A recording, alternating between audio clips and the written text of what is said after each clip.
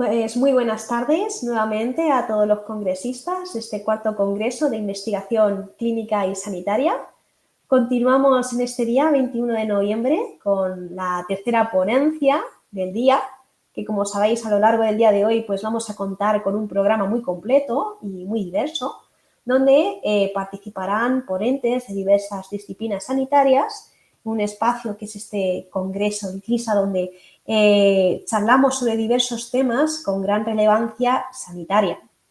Agradecer a todos los ponentes que nos acompañáis el día de hoy, que estéis aquí conectados, ya que es gracias a vosotros que año tras año pues vamos creciendo como un espacio de enseñanza y divulgación científico-sanitaria. Os invitamos a que aprovechéis al máximo estos encuentros que no solo buscan informar, sino que también os permite conectar de una manera más directa con diversos profesionales comprometidos con esta excelencia sanitaria.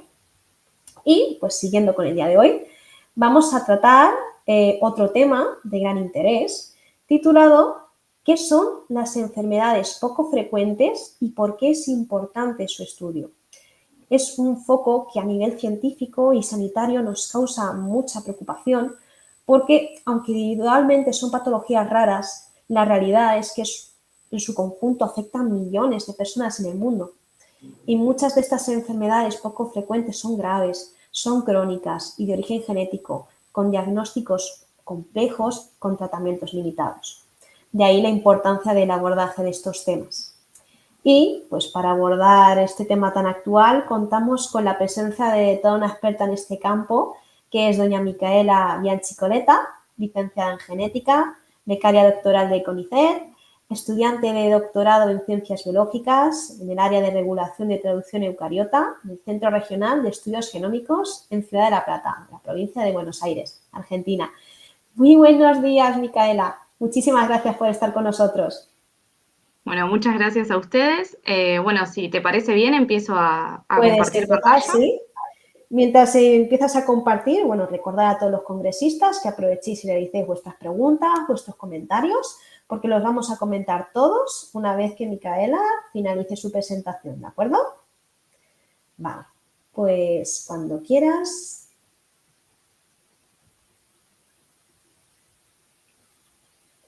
Bien, Fenomenal. ¿se ve bien? Se Listo. ve estupendamente. Bien, bueno, esta charla es sobre qué son las EPOF y por qué es importante su estudio.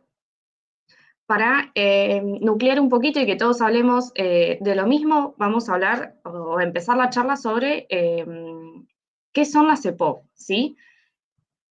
Las EPOF, en realidad EPOF es un par de siglas que hacen referencia a enfermedades poco frecuentes, ¿sí? Seguramente estén más familiarizados con el término enfermedades raras, ¿sí? El término enfermedades raras se está tratando de dejar de usar. Es más común, sí, pero se está tratando de dejar de usar porque es estigmatizante.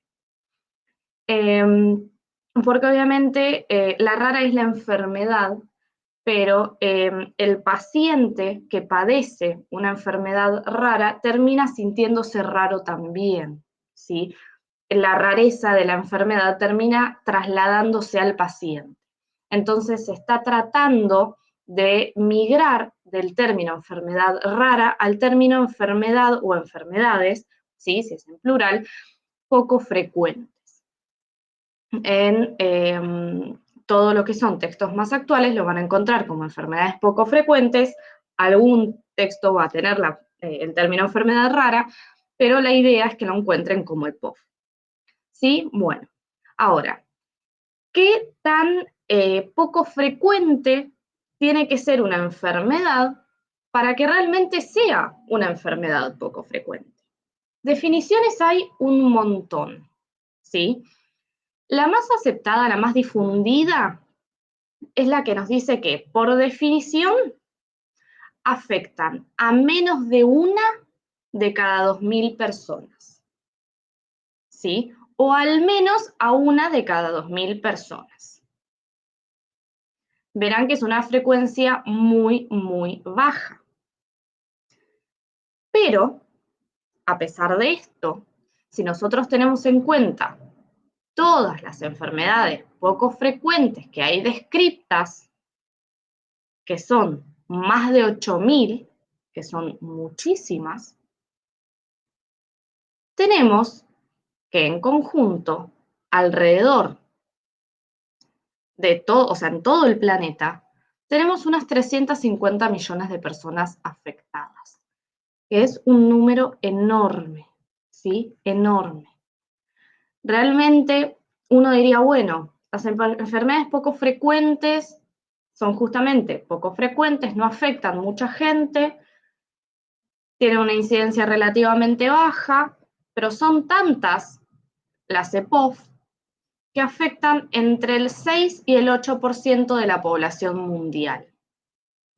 ¿Sí? Es una tasa muy, muy alta, es un número muy alto. Ahora, tratando de describir un poquito las EPOF. Obviamente son enfermedades, son un montón, obviamente son más de 8.000. Muy pocas tienen cura, ¿sí?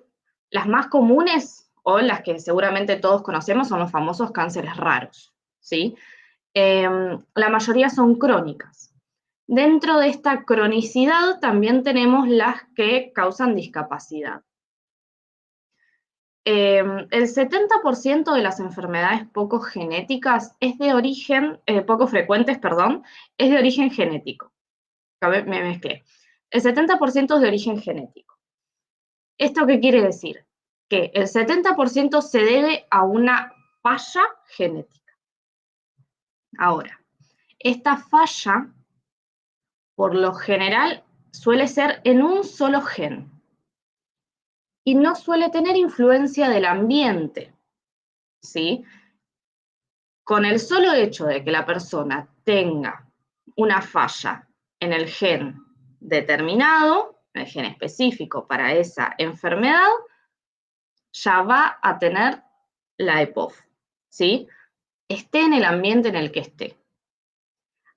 Al contrario pasa con las enfermedades que sí tienen una frecuencia o una tasa de incidencia mucho más alta, que no son monogénicas, ¿sí? Están causadas por fallas en varios genes, y a veces no es solamente la falla en los genes, sino que hay personas que no tienen fallas en todos los genes o tienen genes sanos, por así decirlo, y a pesar de esto están en un ambiente que les es desfavorable, ¿sí?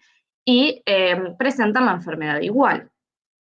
Por ende, lo que diferencia a las EPOF es que suelen ser monogénicas y la influencia del ambiente es casi nula o nula.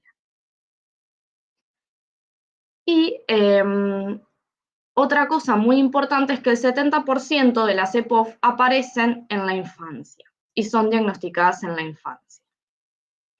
Esto está estrictamente relacionado con que son de origen genético, ¿sí? El otro 30% de las personas que no son diagnosticadas durante la infancia tienen tres opciones. O van a ser diagnosticadas durante la adolescencia, o van a ser diagnosticadas durante la adultez, o no van a ser diagnosticadas nunca. Hay un porcentaje bastante alto que ronda el 10-15% de las personas que padecen una EPOF que van a convivir toda su vida con una EPOF y no van a ser diagnosticadas nunca. Nunca van a llegar a ningún diagnóstico, sí. Algunos van a ser, como ya lo dije, diagnosticados en la adolescencia, otros en la adultez, pero otros no van a ser diagnosticados nunca. Van a pasar toda su vida de médico en médico y nunca van a llegar a ningún diagnóstico o, en su defecto, van a pasar por un montón de diagnósticos erróneos, ¿sí? Porque los síntomas, signos y síntomas que tienen las enfermedades poco frecuentes son fácilmente confundibles con signos y síntomas de otras enfermedades que tienen una frecuencia más alta. Entonces, los médicos ante esto realmente las confunden, obviamente, y ante la gran falta de información que hay, las confunden con enfermedades, obviamente, que tienen una tasa de frecuencia mucho más alta en la población. Y hablando de población, vamos a hablar un poquitito de la población afectada, ¿sí?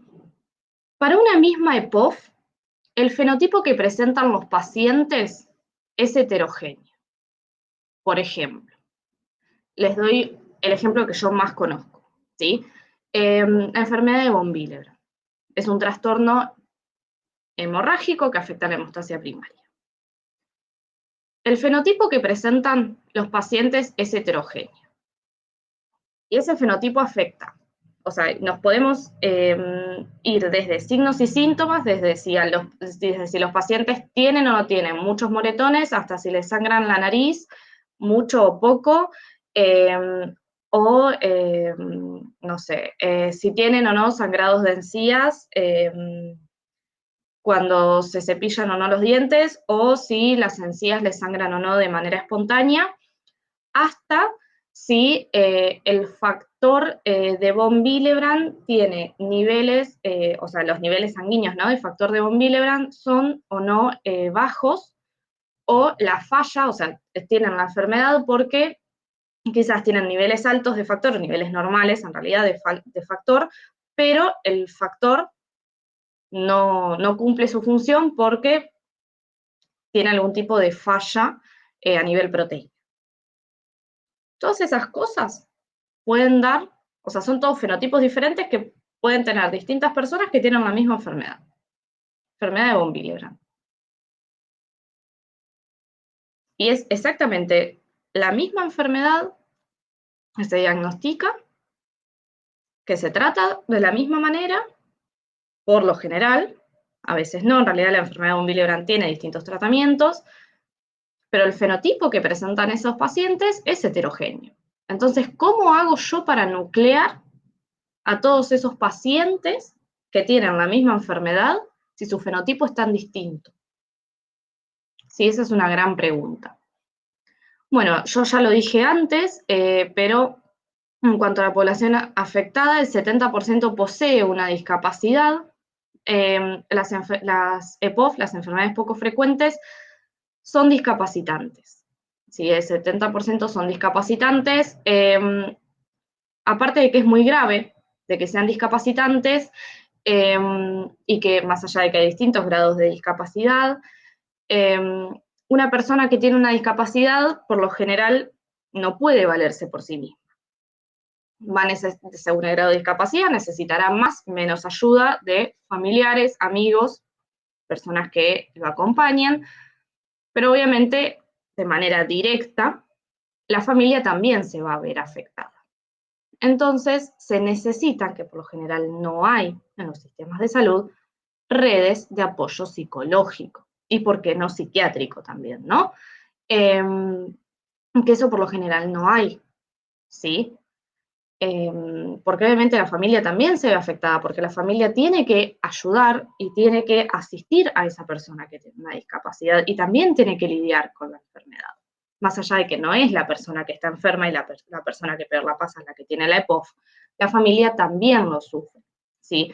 Entonces el apoyo también psicológico y, por qué no, psiquiátrico, también tiene que ir hacia la familia e ir hacia el paciente, ¿sí? Tiene que englobar a todo. Entonces la población afectada no engloba solamente a aquella persona que padece pura y exclusivamente la EPOF, sino también a su familia, por la gravedad de las EPOF, ¿no? Y aparte también carecemos, el sistema de salud carece ampliamente de personas o profesionales que estén capacitados para tratar personas que padecen una EPOF o familiares de personas que padecen una EPOF. Y es muy importante.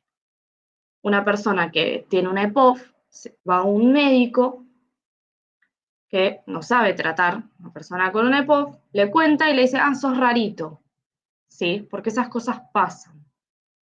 Y es muy triste, porque esa persona está lidiando con un montón de cosas y no necesita un médico que se encuentre, o sea, no necesita encontrarse con un médico que le diga o le haga ese tipo de comentarios, ¿sí? Obviamente son los menos los casos, pero esas cosas suceden, entonces siempre la salud mental hay que tenerla muy, muy presente. Y de la mano con la salud mental tenemos la odisea diagnóstica.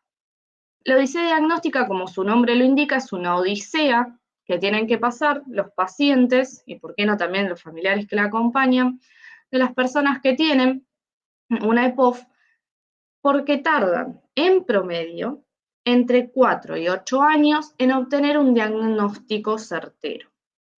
¿Sí? Hay gente que tarda menos, hay gente que tarda más.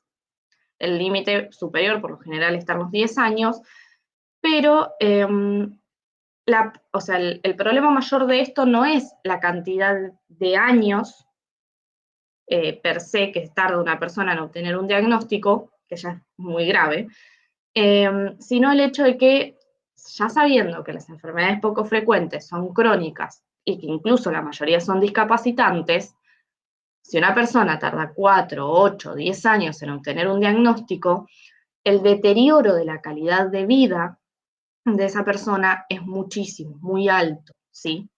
Mientras esa persona obtiene un diagnóstico, aparte de que va a ir a un montón de médicos, va a probar con un montón de tratamientos que no le van a servir porque no va a estar tratando su patología de base, sino que va a estar tratando otras cosas. Va a estar gastando un montón de dinero. Más allá de todo eso y el desgaste mental que eso supone, su calidad de vida va a ir empeorando, ¿sí? Hay veces que después eso se puede revertir, hay veces que no.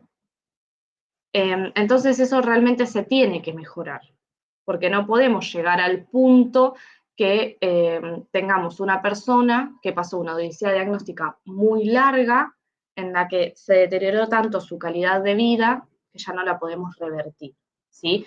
Y obviamente en esa odisea diagnóstica hay un montón de diagnósticos erróneos, ¿sí?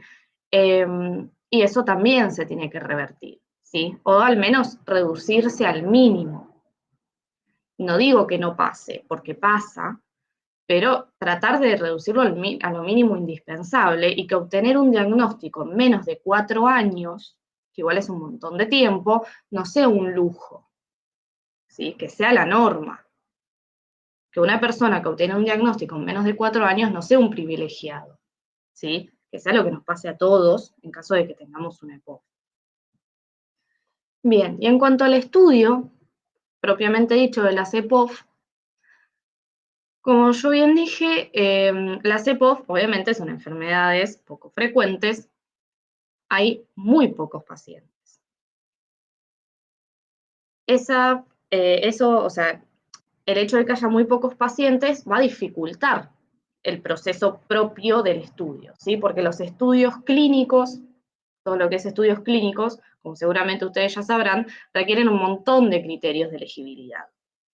Esos criterios de elegibilidad también requieren un número de pacientes muy grande. Si el número de pacientes es bajo, realmente nos tenemos que preguntar hasta dónde hacer un estudio sirve, si un estudio clínico, por ejemplo, realmente sirve y hasta dónde no. Después tenemos la heterogeneidad de fenotipos, de la que yo ya también hablé.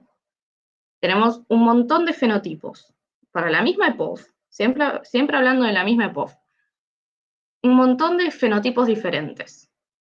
¿Hasta qué punto? Porque nosotros siempre que hacemos un estudio, tratamos de estudiar sistemas que son iguales, o al menos no iguales, pero lo más parecidos entre sí. Si estudiamos sistemas que son muy diferentes, las conclusiones que nosotros podemos sacar de eso no van a ser muy fiables a nivel estadístico, ¿sí? Que es lo que nosotros buscamos, que haya siempre significancia estadística. Por ende, los resultados en realidad, o lo que nosotros podemos concluir de nuestro estudio, van a ser meras observaciones. ¿Van a servir? Sí, van a servir, pero no van a tener significancia estadística, ¿sí? Entonces eso siempre hay que tenerlo en cuenta. Y también hay que tener en cuenta que el bajo número de pacientes también no solamente dificulta el proceso porque hay pocos pacientes que tienen las EPOF, sino porque las EPOF obviamente están subdiagnosticadas, porque es muy difícil acceder al sistema de salud en general. Teniendo una EPOF, les cuento, y no es que una EPOF, o sea, uno espera que en realidad las EPOF estén distribuidas de manera equitativa alrededor del mundo, ¿sí? Entonces, tras que hay pocos pacientes, no van a estar todos nucleados en un país o en una región específica del planeta. Van a estar por todos lados. Entonces, ¿cómo hago yo para enterarme si un paciente que tiene tal EPOF está en tal lugar? No hay ningún tipo de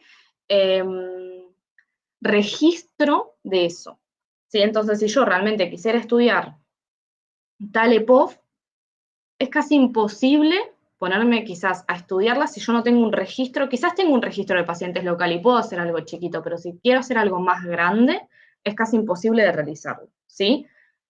O tendría que ser algo muy exhaustivo. Quizás se puede realizar, no digo que no, pero requiere muchísimo trabajo. Esto nos lleva a que hay una falta de subsidios y de interés, ¿sí? Porque hay bastantes desventajas a la hora de tener que estudiar la CEPOF, ¿sí? Es bastante difícil. ¿Sirve? Sí, sirve estudiar la CEPOF. ¿Hace falta estudiar la CEPOF? Por supuesto que hace falta estudiar la CEPOF, pero es difícil. Entonces eso lleva a que quizás los subsidios no se den a nivel quizás gubernamental o de empresas privadas, que son quienes tienen que dar los subsidios, quienes tienen que también tener el interés por dar los subsidios para que investigadores y médicos puedan dedicarse a eso, realmente no den el dinero, ¿sí? Así que ese es otro gran problema, ¿sí? La falta de dinero, como en todos lados, ¿no? Medio que siempre las investigaciones están bastante ligadas a lo económico. Pero, algo que viene a salvar esto son los registros de pacientes, ¿sí? Los registros de pacientes, como bien dice ahí, suponen cierto avance frente a la falta de investigación. Uno estima que la falta de investigación no es en sí por falta de interés de parte del sistema de salud, en el sentido de que no es que la gente no quiere que se estudie, sino que no se estudia por causas de fuerza mayor. Bueno, se han empezado a hacer, que a mi criterio personal, me parece que están muy buenos, pero es criterio personal, registros de pacientes. Los registros de pacientes son eso, como su nombre lo indica, registros en los que se anota de un paciente la mayor cantidad de datos posibles. Se anota la EPOF que posee, obviamente, y después todos los datos habidos y por haber de ese paciente. Desde edad, sexo, se puede anotar tipo de dieta, medicación que consume en general, otros tipos de enfermedades que padece, si consume medicación por esa EPOF, obviamente las dosis de las medicaciones, si se le hacen estudios de laboratorio, los niveles de los laboratorios que se le hicieron, todo lo que se pueda anotar de ese paciente se anota. Es un registro, ¿sí?, de ese paciente. Y eso debería ser público, ¿sí? Está en realidad público, hay varios papers sobre eso, no hay muchos, hay algo de 30 papers dando vuelta, creo que algo de 30, 35, una cosa así, en 20 años, son pocos, sí, son pocos, pero es una buena alternativa. Obviamente se protege la identidad del paciente, no se pone nombre, apellido, documento, ¿sí? Se protege la identidad del paciente, pero eso está bueno. ¿Por qué? Porque si, supongamos, ¿no? Aprovechamos y salvamos las distancias. Ustedes que están allá en Europa y yo que estoy acá en América, en Argentina. Ustedes están allá y tienen un médico que está allá, tiene un paciente con von Willebrand, por ejemplo, ¿no? Volvamos al von Willebrand. Paciente con von Willebrand que lo tratan de tal y tal forma. Y acá hay un médico que tiene un paciente con von Willebrand, pero que es el primer paciente que se encuentra, que no sabe cómo tratarlo, hace un ateneo con sus compañeros, no saben cómo tratarlo, o las formas convencionales de tratamiento no funcionan. Busca bibliografía en internet, se encuentra con registros de pacientes. Bueno. Y encuentra que en ese registro de pacientes un colega suyo de Europa, allá en España, tenía un paciente con fenotipo similar al suyo y lo trató de tal y tal y tal manera. Bueno, ese colega argentino ahora tiene una guía sobre cómo tratar a su paciente. No digo que lo va a tratar igual, pero tiene una guía, ¿sí? Entonces, estos registros de pacientes no subsanan la falta de investigación, porque la investigación es la investigación y los registros son los registros, ¿sí? Porque los registros es lo que uno observa, son registros observacionales, pero nos ayudan mucho, ¿sí? Entonces vienen a subsanar un poco, o sea, nos ayudan un poco a tapar, ¿sí?, la falta de investigación. Así que bueno, para cerrar y no extenderme más, unas palabras finales, y quiero que se vayan con esto de la charla. La incidencia a nivel mundial, ¿sí? No, primero voy a hablar de lo que está abajo, de la necesidad de contar con médicos e investigadores. Necesitamos contar con médicos que estén preparados, que ya lo dije, pero quiero que se vayan con esto. Necesitamos contar con médicos e investigadores que estén formados en EPOF, en tratar enfermedades poco frecuentes. Necesitamos que los médicos entiendan lo que es una enfermedad poco frecuente, que estén preparados para que un paciente venga con una enfermedad poco frecuente y la sepan tratar. Sí. No que de la noche a la mañana sepan de las 8.000 enfermedades poco frecuentes que hay, qué enfermedad poco frecuente tiene su paciente. No voy a eso. Pero que sepan cómo abordarlo, qué estrategia seguir. Sí. Y obviamente investigadores, necesitamos gente que investigue, o médicos también que investiguen, ¿sí? Yo pongo médicos e investigadores porque acá en Argentina el rol del médico es el de practicar la medicina y el rol del investigador es el de hacer investigación, ¿sí? Por lo general el médico está en el consultorio y el investigador está en el laboratorio. Pero también sé que hay médicos que investigan. Pero necesitamos contar con gente formada, ¿sí? Que investigue la CEPOF. Eso es fundamental, porque justamente las EPOF afectan a muy poca gente, o sea, cada EPOF afecta, como bien yo ya lo repetí varias veces, a una de cada, o a menos en realidad de una de cada 2.000 personas, pero en conjunto hay tantas EPOF, hay más de 8.000 EPOF descriptas, que entre el 6 y el 8% de la población mundial está enferma. Y no podemos mirar para el costado cuando hay 350 millones de personas enfermas. Tenemos que hacer algo, no podemos mirar para otro lado, ¿sí? Entonces quiero que se lleven eso de la charla, ¿sí? De que no podemos mirar para el costado cuando tenemos un 8% de la población enferma, no podemos mirar para el costado. Tenemos que hacer algo, no podemos investigar, hagamos registros de pacientes, hagamos algo, o sea, algo quizás gubernamental, ¿sí? Entre países, algo más grande, ¿sí? Pero no nos quedemos de brazos cruzados porque realmente ignorar que hay tanta gente enferma y no hacer nada al respecto me parece muy, muy grave. Así que bueno, les agradezco a todos por haberme escuchado, a la gente del INCLISA por haberme dado el espacio. Les dejo mi mail por si alguien lo quiere anotar, por si quiere seguir charlando, por si quiere algo de información, las diapositivas, lo que sea. Así que bueno, quedo abierta a las preguntas que tengan. Muchas gracias.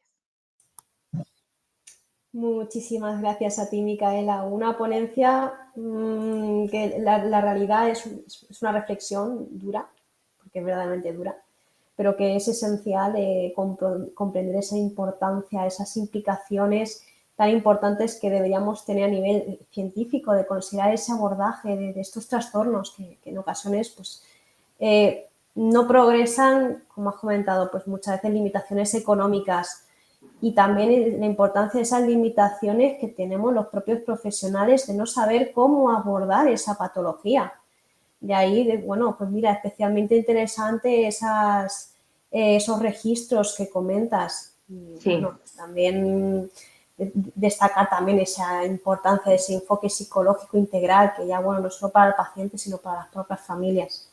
En ese Sí, sentido, incluso muchas veces el apoyo psicológico no viene a veces del sistema de salud, sino no, que viene desde ONGs, o sea, organizaciones no gubernamentales o grupos de pacientes que tienen determinada EPOF, entonces se terminan ayudando entre ellos, y es realmente, o sea, está buenísimo, porque está muy bueno, pero uno se pone a mirarlo un poco desde afuera y es realmente triste, sí, ¿no? Que el sistema de salud no aporte eso. totalmente. O sea, es tremendo.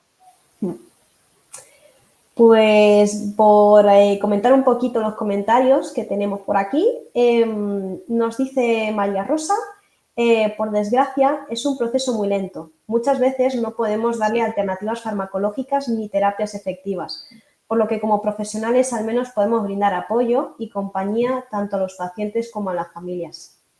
Sí, yo creo que eso es fundamental, pero bueno, como bien dice ahí María Rosa, se puede brindar apoyo y compañía a los pacientes y a las familias. Hay profesionales que no brindan ni apoyo ni compañía. Entonces, yo creo que quizás uno no puede brindar respuestas, pero si por lo menos acompaña al paciente y a la familia en el proceso, creo que ya está haciendo un montón. Creo que Esa ya con humanización, eso, esa humanización que muchas veces marca la diferencia entre un buen sí, profesional a un profesional a secas. exactamente. Vale, nos comenta también Jesús, en muchas ocasiones y por desgracia es el propio paciente la única persona, entre comillas, experta y con conocimiento sobre cómo abordar su patología, por encima de cualquier otro profesional sanitario. Eso a veces pasa, eso a veces pasa. A ver, eh, ahí, a ver, tenemos la gente que busca mucho por internet y va autodiagnosticada a un consultorio. Eso por un lado, ¿no?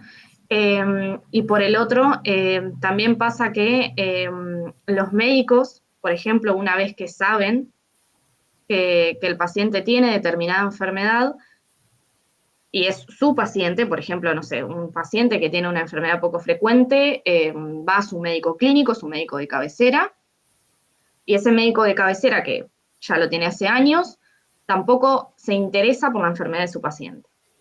Entonces yo creo que hay también ciertas distancias que hay que salvar. Eh, entonces, uno Total. como profesional de la salud también tiene a veces, si tiene un paciente que ya sabe cómo es y todo, y que tiene tal y tal enfermedad, también tiene que decir, bueno, que es mi paciente, que yo lo medico, que lo veo siempre, todo, bueno, también ponerme a investigar, si tengo que charlar con algún colega, charlo, eh, tratar de generar redes, que quizás no, o sea, no aislarse, decir, bueno, soy yo solo en mi consultorio, sino eh, tratar de generar redes con otros compañeros y otros colegas. Pero sí, muchas veces pasa que el mismo paciente es el que tiene que saber cómo cuidarse. Por eso mismo también es por la falta de información. Yo creo que si uno en su propia formación tuviera más, valga la redundancia, formación en enfermedades poco frecuentes, sabría cómo abordar eso. Total. Tener una información un poquito más globalizada, que cualquier Sí, profesional pudiera acceder en un momento dado. Yo creo sí, que puedo compartir, por ejemplo, un caso de una persona también cercana que tiene una EPOF y en su caso, pues por ejemplo, cuando se va de viaje y a lo mejor tiene una situación de que se tiene que ir a urgencias, emergencias, pues es esa misma persona la que tiene que decir, no, no me puedes poner corticoides, no, no me puedes dar esta medicación. Y muchas veces los propios profesionales sanitarios, al no tener una información cercana, no tener un informe de esta persona, genera desconfianza. Genera sí. desconfianza. Hago caso a lo que me dice este paciente de que no le haga esto, tiene razón o por el contrario desconfío. Claro, o Entonces, me está diciendo esto porque se fijó en Internet y todos sabemos que en Internet hay claro, un montón de información y circulan un montón de cosas. sí, Eh, sí, sí, yo sí, misma o sea, yo no quise ser autorreferencial, pero yo tengo una EPOF. Sí. Yo tengo una EPOF. Sí. Yo fui una de las privilegiadas que estuvo muy poco tiempo, yo estuve 1 año y medio hasta obtener un diagnóstico, por suerte estuve muy poquito tiempo. Poquito. Sí, estuve muy poco,